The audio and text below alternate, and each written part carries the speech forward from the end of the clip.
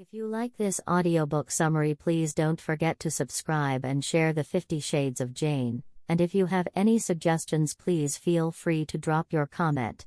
Enjoy watching. Introduction. In February of 2010, author Paul Jarvis and his wife traded their big city life in Vancouver for the escape of a smaller, slower life in Tofino on Vancouver Island. They were sick of the constant stimulus and stress of urban life, the lights, the sounds, and distractions, the constant buzzing. But they weren't just scaling down physically, they were scaling down mentally as well. It was during this time that Jarvis gained clarity on the benefits of staying small in every aspect of life, even business. Then, one summer, Jarvis went out surfing in Tofino with one of his accountant friends. While they were waiting for the next wave, his friend turned to Jarvis and said, "I'm stoked. I've just about made enough to take the rest of the year off and go rock climbing." It was only August. A bit puzzled, Jarvis inquired about exactly what his friend meant. He explained that he had calculated what he needed to make in profit to cover the cost of living and had put a decent amount of money into investments. He had simply figured out exactly what he needed to be comfortable and didn't need to accumulate any more. Yes, you heard that correctly. He didn't need any more. He decided he would stop working when he finally earned enough. He didn't care to grow his accounting business into a bigger business with multiple locations. If he did, he wouldn't be able to spend time doing what he truly loved, like rock climbing and surfing. In fact, staying smaller means growing smarter, more efficient, and more resilient companies. Staying small doesn't always have to be a stepping stone to something else. Instead, it can be an end goal or a smart long-term strategy, allowing you to scale up revenue, enjoyment, focus, autonomy, and experiences without scaling up your employee payroll and stress levels. The company of one approach doesn't necessarily apply only to single-person businesses.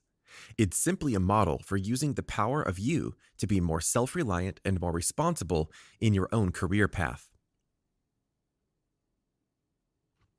Chapter 1. A company of one must be resilient and simple. In today's world, we are constantly surrounded by the idea that we need more. We need more money, more time, more success, more ideas, etc.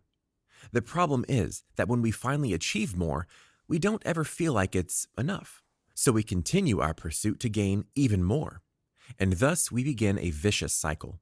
A company of one, however, rejects this philosophy. These companies are chanting, "Enough is enough," and are seeking a more stable, sustainable approach to business. In a company of one, your mindset changes to building your business around your life, not the other way around. A company of one isn't about anti-growth or anti-revenue.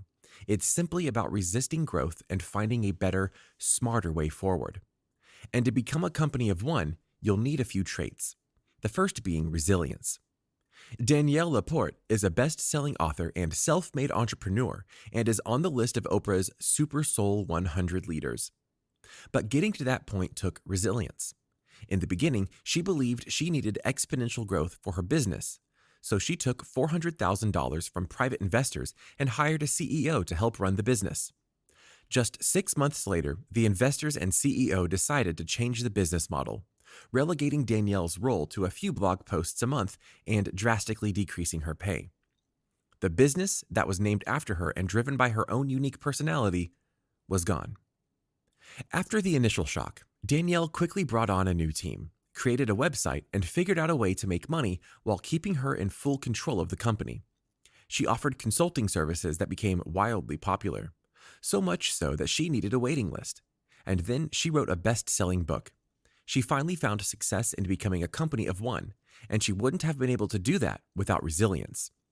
Resilience means being able to recover quickly from difficulties, like a changing job market or being fired.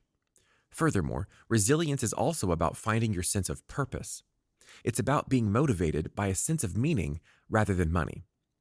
So when those inevitable hardships do come, you'll become resilient by finding comfort in doing something that brings value and meaning. Another trait of a company of one is implementing simpler rules, simple processes, and simple solutions. It's all about simplicity. When you simplify your business, you begin to free up time to either take on more work or more clients. Therefore, you should routinely question everything you do. Is this process efficient enough? What steps can be removed and the end result be the same or better? Is this rule helping or hindering our business? Furthermore, simplicity means being predictable. Being predictable means that simple products are easy to understand. For example, Casper Mattress makes business simple. Casper solves a single problem by providing you with a mattress that simply helps you get a better night's sleep. Furthermore, they make just 3 styles, not over 100. They don't make over-the-top claims, and they make their customer experience simple. They target a younger generation who don't want to go to the store and talk to salespeople. So they offer online shopping with a 100-day trial period in which customers can return the mattress if they don't like it. In other words, they keep it simple. Chapter 2. Start small and end small. A company of one is about staying small as an end goal. As we mentioned earlier, many companies work towards the goal of making more money. And when there's more money, there are more problems. Typically, more profits require more sales, more customers, and even more production. As a result, your company needs more employees, more infrastructure, and more bureaucracy. In the end, your company costs you more than just money. It also costs you your sanity and your free time. That's why Sean D'Souza doesn't want to grow his company. Sean owns Psychotactics, a consultancy that teaches other businesses the psychology behind what motivates customers to buy or not buy. He earns money through his website and in-person training workshops. Sean, however, is only interested in reaching his target limit of $500,000 a year in profits. While this goal may seem counterintuitive to what we're taught about business and success, Sean feels that success is more than making a profit. Of course, profit and sustainability are important for business, but they aren't the driving force of Sean's business. Instead, Sean simply wants to improve his quality of life, which involves 3-month vacations with his wife and children. To do this, Sean wakes up at 4 a.m. each day and works from a small office in his backyard. He begins by recording audio for his podcast before the rest of the world becomes too noisy. The rest of his routine is typically answering questions for his customers on his private message board on his website. Furthermore, Sean doesn't meet his $500,000 target goal with marketing and promotion. Instead, he meets it by paying attention to existing customers. You see, businesses often focus on how they can reach more people and grow their customer base. As a result, they forget about the customers that are already there, that are supporting them. One of Sean's customer retention strategies is sending customers a box of chocolates with a handwritten note and sometimes a small cartoon that he draws. The package costs him about $20, including the shipping from New Zealand where he lives. But it's what customers talk about the most. Customers could spend $2,000 on a training course, but still only talk about the chocolate. He could even give a speech at an event, and people will still talk about the chocolate. That's because customers love small touches that show them that they are appreciated. For Sean, success is staying small. So when it's time to start a company of one, begin by figuring out the smallest version of your idea and then find a way to make it happen quickly. And like Sean, it's important to focus on your customers. Ask yourself questions like, why did they buy? What motivated them to do so? How can I keep them happy? And most important, how can I help them succeed? When you treat your customers like a real relationship and not a transaction, the more you can figure out how to help them, and they will become more likely to become customers again. For example, when Alexandra Franzen quit her job to go out on her own, she didn't waste time and money renting office space or buying business cards. Instead, she emailed every person she knew. She wrote each one a personal email stating that she was working as a freelance writer and was looking for work. By the end of the week, she had emailed 60 people and almost everyone had written her back, either giving her ideas about others to contact or asking to hire her. She worked on 3 small projects, and those 3 projects started a snowball effect. Now, she is booked almost a year in advance. In short, start small. Instead of waiting for bigger wins, simply focus on the small wins to propel you further to success. Avoid the growth equals success mentality, and you'll find that you'll become more profitable much sooner than expected. Chapter 3. Grow a company of one from a passionate or practical side gig.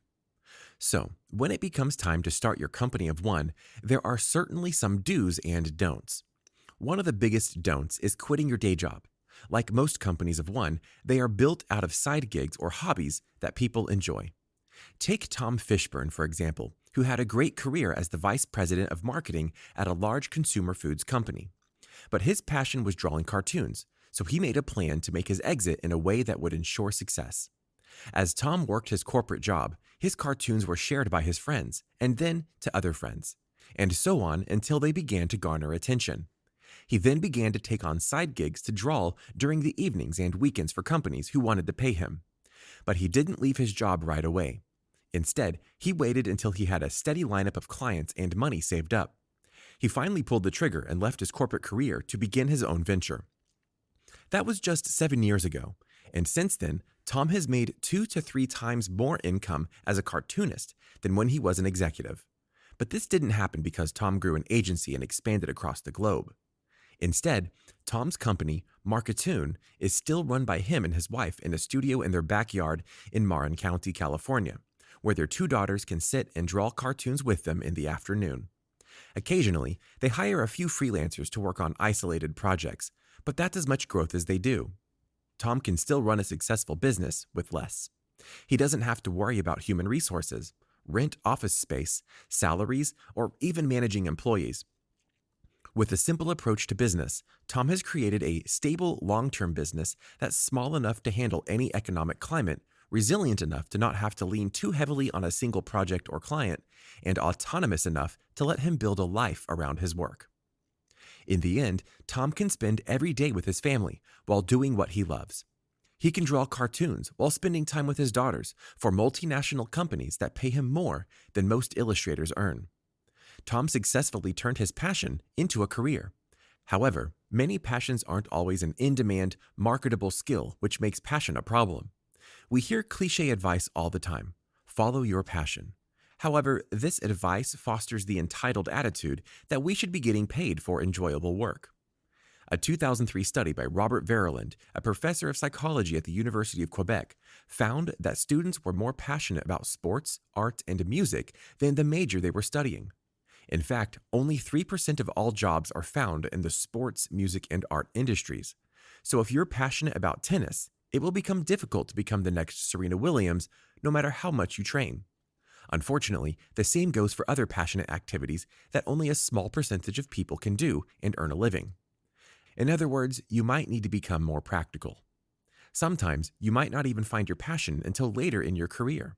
For example, author Paul Jarvis started his own business in web design only after he became an in-demand designer at an agency. During his time as an employee, he built up the necessary skills he needed before leaving to go out on his own. In fact, he wasn't passionate about web design at all. Instead, he simply focused on developing a marketable skill, and when he quit his job, many of his clients wanted to follow him. In the end, his passion came later in life and emerged from mastering a skill set that other people needed. Chapter 4. Avoid the lure of the beast and find a niche.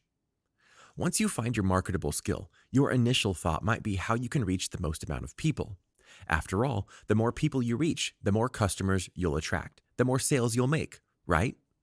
Well, it is in this pursuit of growth that many companies and founders encounter the beast. When a company focuses on growth, they often put in complicated systems to handle an exponential amount of growth and scalability. In turn, this means more resources to manage, which then require more complex systems, and so the vicious cycle continues. Danielle Laporte's Beast was a system she created to match her grand vision for her business. To match her vision, she invested in a $1 million website to take her business to the next level. The problem with a $1 million website is that it requires a team of experts to manage and run, including updating blog posts and products, which then requires a tremendous cost. The beast must be constantly fed, and Danielle couldn't keep up with its appetite. When she realized that exponentially growing her business meant continuing to feed the beast, she knew it had to be destroyed. When Danielle stopped focusing on growth and sales, she was able to begin focusing on the people who were already paying attention to her work. She likens her decision to stop trying to reach infinitely more people through paid channels to feeding only those people who show up for dinner. As she found out, there were still hundreds of thousands of people showing up for dinner. Unfortunately, lusting after the beast is natural and human. I mean, we all want to feel loved and wanted. Even large companies aren't immune to the dangers of chasing the beast. Companies like Starbucks and Krispy Kreme have pursued aggressive scaling that they paid a steep price for. Starbucks, for example, is known for its boutique coffee experience, but it wasn't always that way. Starbucks began opening up hundreds of stores around the world and decided to scale faster by adding sandwiches, CDs, and fancier drinks. This rapid expansion only diluted the Starbucks brand of being a boutique coffee shop, and the company became forced to close 900 stores. Krispy Kreme made similar mistakes when they decided to expand into grocery stores, gas stations, and even multiple locations in small areas. No longer was Krispy Kreme the scarce donut shop that it had once capitalized on. Eventually, franchises became pitted against each other, which resulted in a drop in sales and profits. Its newly massive size also created accounting nightmares that forced it into a $75 million settlement with the U.S. Securities and Exchange Commission. Furthermore, chasing after a mass audience not only dilutes your brand, but it also attracts more competition. This is why finding a niche is the most effective strategy. In fact, the more specific you are, the easier it becomes to sell to a particular group and charge a premium for your product or service. Kurt Elster, for example, built an entire business around store owners who use the e-commerce platform Shopify to sell their products. With more than 400,000 businesses using Shopify, he still had a large pool of potential clients. By building trust, Kurt has made a name for himself in Shopify consulting, even becoming featured on Shopify's website. Chapter 5.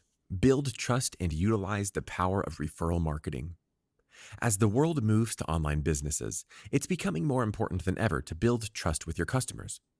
Consumers want to support companies that share their values and provide the best customer service. Even better, many are willing to pay for these extra benefits.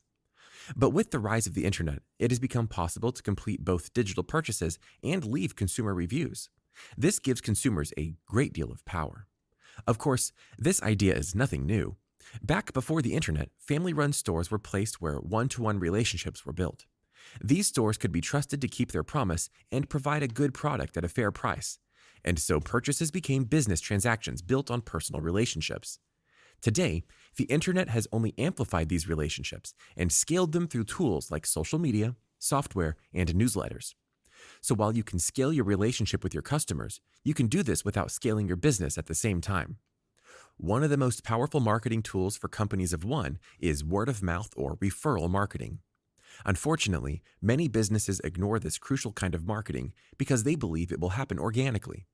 But if you want to benefit from referral marketing, you'll need to put in the effort. A study at Texas Tech found that while 83% of customers are willing to provide referrals, only 29% actually do so. For most businesses, this is a huge missed opportunity. So how do you take advantage of such a powerful tool? Well, a Harris Poll study conducted on behalf of Ambassador Software found that 88% of American consumers would like an incentive for sharing products they like, and that number jumps to 95% among 18 to 35-year-olds. This doesn't mean offering cash for referrals. A cash incentive actually reduces trust.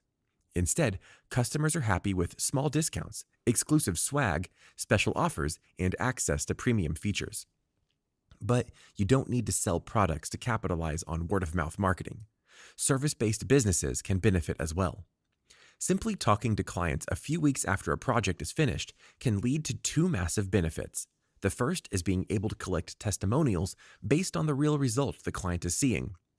The key is to wait a few weeks or a few months to help you garner better stories from clients. Immediately reaching out for a testimonial might not allow enough time for a client to see the benefits quite yet. The second benefit is that by creating a schedule for following up with clients, you can ask them if they know of other businesses that could benefit from your services the way they have. This way, by creating a schedule for following up with clients, you can turn referrals into an effective strategy. Chapter 6. Avoid large investments and start a crowdfunding campaign. As mentioned previously, simplicity in your business is key. And once you begin to gain clients and customers, you might be tempted to make some big decisions in your business to help it grow, like finding investors. In a traditional startup, businesses rely on external investors to pump a great deal of capital into their companies. but you are a company of one, not a traditional startup. Therefore, you should avoid making large investments. Ultimately, staying small will allow you to make a large profit and allow you to keep full control of your company. Jeff Sheldon of Ugmonk, for example, wanted to create and sell a desk organizer called Gather, but selling physical products is difficult work. That's because selling products involves a great deal of planning and manufacturing agreements that can involve minimum orders and a large investment of upfront cash. Of course, this is why many companies rely on funding, bank loans, and investors to get their product up and running. Jeff, however, decided to test his new product idea by creating a crowdfunding campaign. If the product became a success, he would raise the capital he needed without giving up control of his company to investors. Because Jeff had already built a large audience for his Ugmonk brand, his Kickstarter campaign was able to generate over $430,000, garnering more than enough to cover all the costs required to put Gather into production. Jeff was able to receive funding directly from his audience instead of relying on outside investors who might not have shared his vision for his product. Not surprisingly, crowdfunding has become a popular trend for raising capital in a business. Not only do you keep control of your company, but it also is far easier to access venture capital money, and it puts your idea directly in the hands of potential customers. Choosing to receive venture capital money from investors isn't all bad, though. When you choose to go that route, you gain the opportunity to access a much-needed mentorship and build business relationships that might further help you in the future. Ultimately, you not only gain money to create a product, but you also gain insight into how to run a company. The problem is finding people who have money, share your vision, and are eager to invest in your idea. Research from Harvard Business School shows that investors, who are predominantly white males, prefer to fund ventures run by people like them, other white men. In crowdfunding, however, women excel and are 32% more successful at hitting their fundraising goal than men. For example, Catherine Krug, the CEO of a company called Better Back, raised more than $3 million in crowdfunding for a device that helps those who suffer from lower back pain from sitting at a desk. Additionally, Catherine famously turned down a Shark Tank deal and believes that crowdfunding is an ideal platform for female entrepreneurs to secure capital for new products. Even better, crowdfunding is liberating for companies of one. Catherine herself works from all over the world, spending each quarter in a different country with a small team to spread around the globe. This allows her to focus more on personal growth than on exponential profit increases. Chapter 7. We are often bombarded with countless advice on how to begin working for yourself. We hear about the success stories and the freedoms that people gain when they cast off the shackles of full-time employment. We hear glamorous stories of people working from their laptops on various beaches across the globe, sipping a cocktail with sand between their toes. Sounds too good to be true, right? Oftentimes, it is. In fact, Jarvis believes that working for yourself isn't a viable option for everyone. Not because they can't do it, but because it just doesn't make sense for everyone. You see, people who go out on their own don't often tell about their trials and hardships of owning your own business. When you're the boss, there's no HR department to do payroll, benefits, and training. There's no accounting department to handle payables and receivables. No sales or marketing team is creating new business leads for you. You take on each of these jobs yourself. Sure, some people are perfectly okay with doing this kind of work, but others aren't. The people who start their own company spend approximately half of their time, or less, doing their core skills: writing, designing, programming, etc. They then spend the rest of their time on the business, chasing leads, doing their books, communicating with clients or customers, marketing, and more.